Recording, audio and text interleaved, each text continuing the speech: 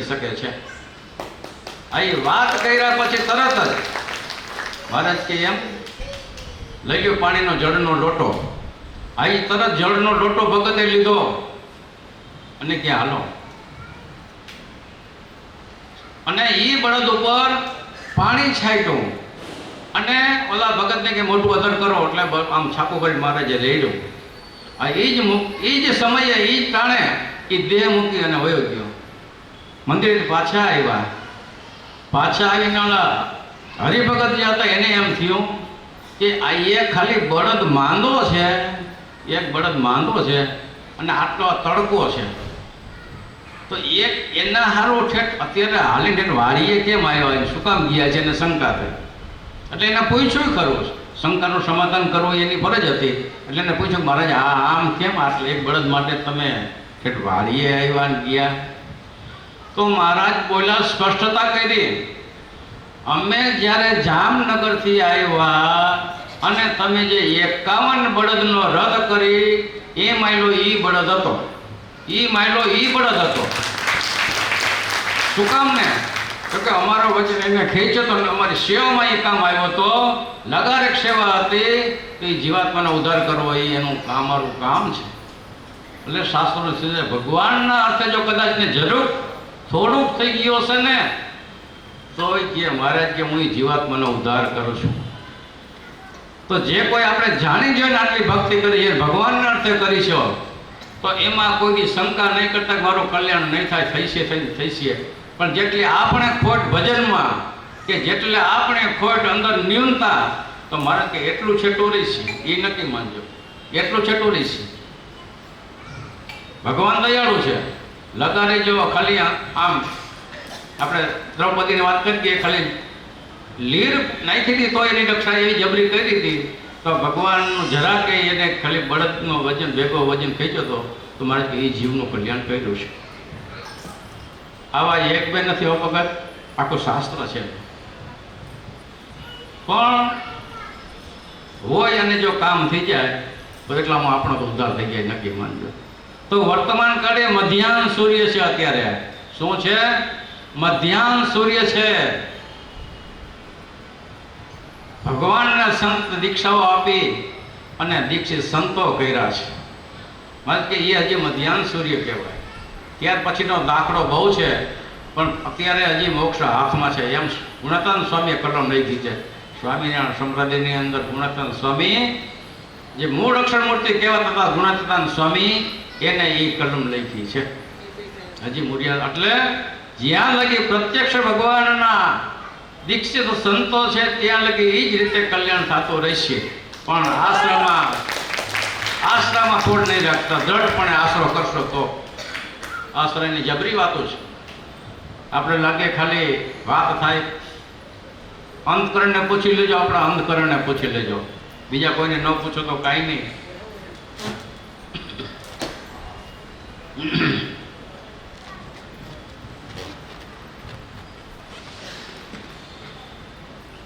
પ્રત્યક્ષ ભગવાનની ક્રિયાઓ તો ક્યાંથી કળિયામાં આવે, પણ બુદ્ધિમાન હોય તો આ ભગવાન જ છે એમ પ્રસંગે જાણી જાય। કેમ જાણી જાય? પ્રસંગે જાણી જાય। અને પૂર્વનો કાંઈક મુમુક્ષ આત્મા હોય, કાં શાસ્ત્રનો જાણકાર હોય તો પ્રસંગે જાણી જાય, નહીં તો જાણવામાં આવે નહીં। મુંબઈની અંદર આઝાદ મેદાનની અંદર મહારાજ કથા વાંચતા હતા, શેષ સિંહાસન હતું, માથે 200 માણસો બેસી શકે એવો આખો સ્ટેજ હતો, એની અંદર મહારાજ કથા વાંચતા હતા। અને આવી રીતે જે સભા બેઠી હતી એની અંદર ઘણા બધા આખો લાખો માણસો બેઠા હતા, પણ આવી નજીકમાં એક બ્રહ્મદેવ બેઠેલા, બ્રહ્મદેવ। હવે એને ભગવાને કૃપા કરી કે એનું પૂર્વનું પુણ્ય ઉદય થયું કે જે હોય ભગવાન જાણતા હોય, નહીં જાણતા હોય, એટલે આ મહારાજને ચરણાવીને અમે એની નજર ગઈ। ભગવાન આમ બેઠા હતા, છેટે તેને ચરણાવીને અમે નજર ગઈ। ચરણાવીનમાં ભગવાને એને તેજસ્વી એવા જે પોતાના ચિહ્નો હતા એના દર્શન થયા ભગવાનના। હવે ચાલુ સભાએ તો ઉઠીને જાય નહીં, વિક્ષેપ કરે નહીં, પણ એને એમ નક્કી થઈ ગયું આ કંઈ બીજું જ છે, અને જ્ઞાની હતા એટલે એને એમ થયું કે આ નક્કી ભગવાનના ચિહ્ન હોય તો નાનો મોટો ભગવાનનો ઉતરતો હોવો જોઈએ. આવું એને ત્યાં બેઠા બેઠા વિચારો આવ્યા કે સભાની સમાપ્તિ થઈ, સૌ ઉઠીને પોતાના સ્થાને જાય છે. અને મહારાજને જ્યાં રહેવાનું સ્થાન હતું, જ્યાં મુંબઈની અંદર ભગવાનને જે આશરો જે રહેવાનો આપ્યો હતો તે જગ્યાએ પાછળ પાછળ જાય છે. અને જ્યાં પાછળ પાછળ જાય છે ત્યાં પૂનાથી આવેલા ભક્તો વેલજી ભગત, મોહન ભગત, બીજા મોહન ભગત, કુંવરજી ભગત, દલાલ ભગત આદિ મોટા મોટા સંતો ભગવાન પાસે બેઠેલા. અને આપણે આ અનિલ ભગત છે અને બાપુજી મોહન કરશન એ પણ બેઠેલા. અને એને વળી મહારાજને પૂછ્યું કે મહારાજ આ જીવ સાકાર છે કે નિરાકાર છે? એવો પ્રશ્ન ઉત્તરી કરાવતા મહારાજ આવ્યા. હવે એ જે વાતો થોડી થોડી મહારાજ કાંઈ જવાબ દેતા, આપણી રીતે તો શું, પણ એવું થોડું થોડું પૂછતા હતા. એટલે એ બ્રહ્મદેવ બેઠા બેઠા ખાલી સાંભળતા હતા ઘડીક વાર. પછી મહારાજ કે હવે બસ પૂરું થયું, તમે કહું. પછી મહારાજે આમ કર્યું, બોલ્યા નહીં કાંઈ, બ્રાહ્મણ બેઠા હતા ને આમ કર્યું.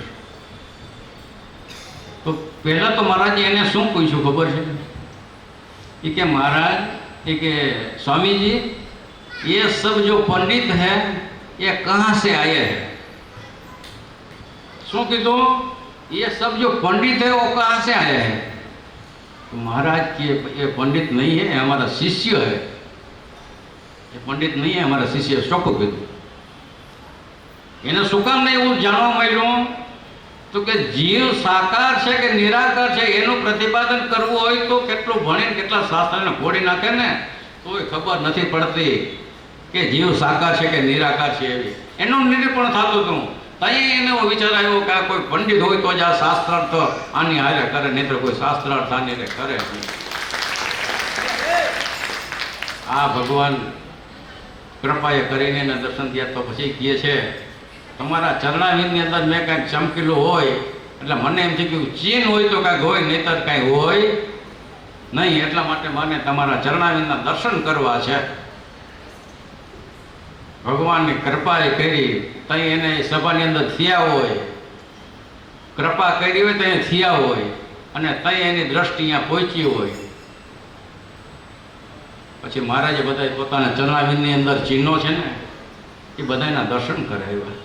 અને એ જ સમયે એ ભગવાનનો આશ્રિત થયો અને ભગવાનની દીક્ષા ગ્રહણ કરી, અને દીક્ષા ગ્રહણ કરી અને પોતાનો મોક્ષ સુધારી લીધો. આ ભગવાનની કૃપા. ભગવાન પણ કે હું કાંઈ એમ તમને દેખાય નહીં કે આમ મોટું કાંઈ હાથ હોય ને મોટું માથું હોય ને આમ બહુ રૂપારા હોય ને આવી મોટી જટા હોય તો જ ભગવાન, એવું નથી. ભગવાન ચાહે એવું રૂપ ધરે.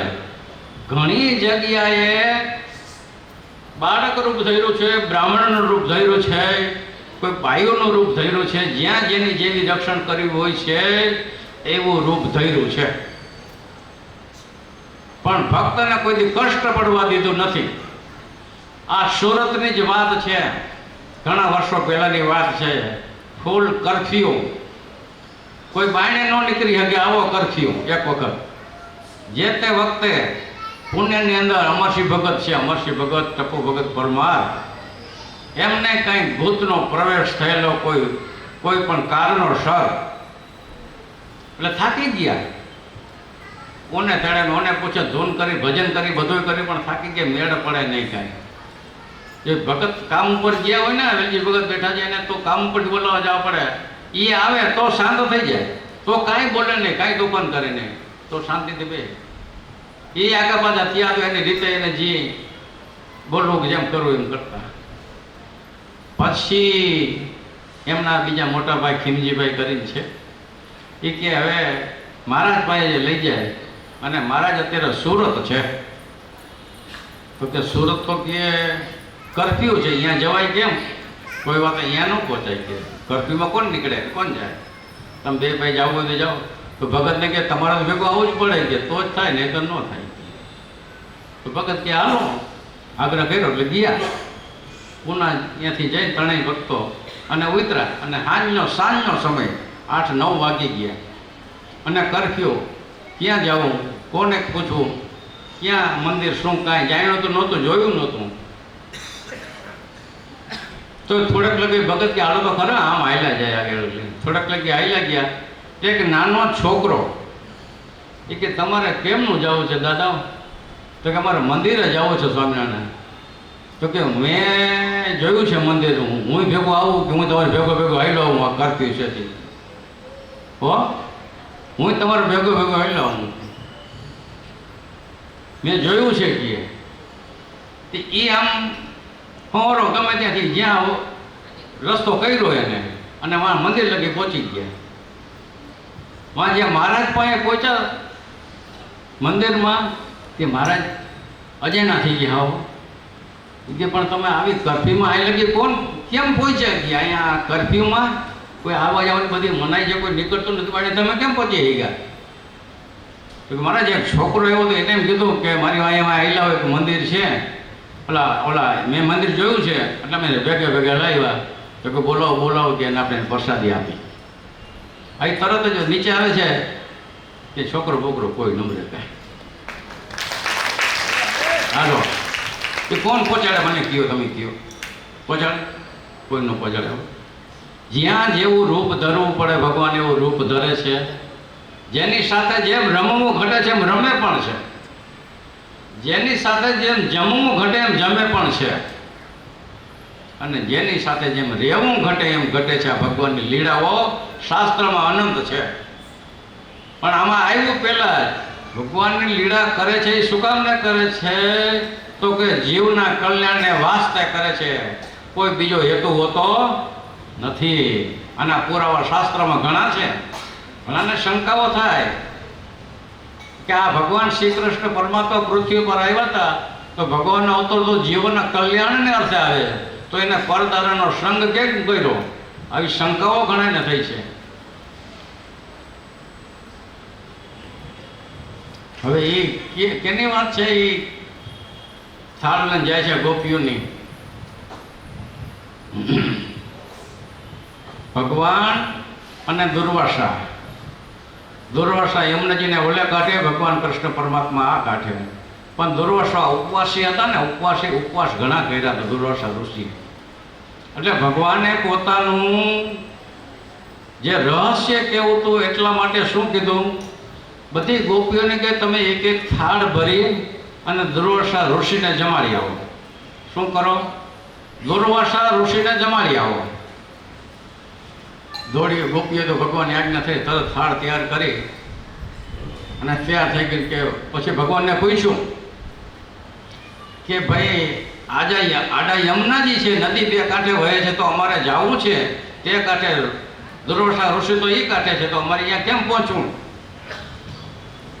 ત્યારે કૃષ્ણ પરમાત્મા એને કહે છે કે તમે કાંઠે ઉભા રહીને એવો સંકલ્પ કરજો કે શ્રી કૃષ્ણ પરમાત્મા જો સદા બાળ બ્રહ્મચારી હોય તો અમને માર્ગ દેજો. આવો સંકલ્પ જ્યાં ઉભા રહીને કાંઠે કરે છે, બે ફાટા થઈ ગયા અને રસ્તો થઈ ગયા ને અમે કાંઠે વયા ગયા. હાલો,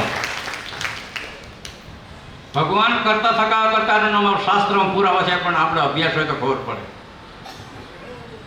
ગોપીઓ કે હસતે હસતે કે એમાં એનો ઉલ્લેખ કેમ છે કે હસતી હસતે? શું કામ ને? તો કે આપણી આને રાસ રહીમાં છે, જયમાં છે, બધું કર્યું છે, છતાં પણ બ્રહ્મચારી કરતા થકા અકર્તા અગ્નિને સુધી જડે નહીં. એવી રીતે ભગવાન નિર્લેપ છે. આકાશની પેટે તે હજારો લાખો ધુમાડો ઉડી અંદર જાય છે. આકાશ કોઈથી કાળો થયો? આપણે હાવડાને કોઈથી સાફ કરવા ગયા આકાશને? આ ધુમાડોનો રજવાળો થઈ ગયો એવું કોઈથી કર્યું? આકાશ નિર્લેપ છે. ભગવાન પણ એવા અસંગી છે, કોઈનો સંગ એમને એ રીતે લાગતો નથી. આ શાસ્ત્રનો સિદ્ધાંત છે. અને ગોપીઓ પ્રેમથી હજારો થાળ જમી ગયા. ઋષિ કોણ? દુર્વાસા. ઉપવાસ હતા પણ હજારો થાળ જમી ગયા. જમી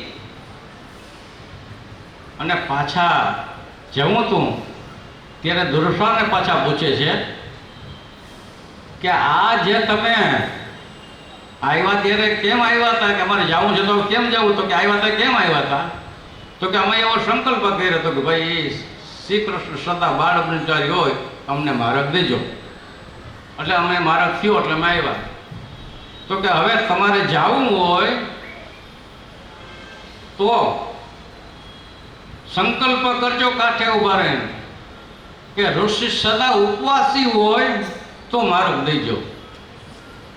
વિચાર કરે પછી 52 તમે થાળ લઈને બધે ગયો હોય, બધે તમારા થાળ આરોગી હોય અને ઉપવાસી કેમ કહેવાય? તમને મનાઈ કરું કોઈને કે મનાય કોઈને? નજરની સામે ખાઈ ગયા બધું ઋષિ બધાના થાળ અને ઉપવાસી. ત્યારે શાસ્ત્રમાં હકીકતો એમ લખી માર્ગ દીધો ને પાછા કૃષ્ણ પરમાત્માએ ગયા અને વાત કરી કે ભાઈ આ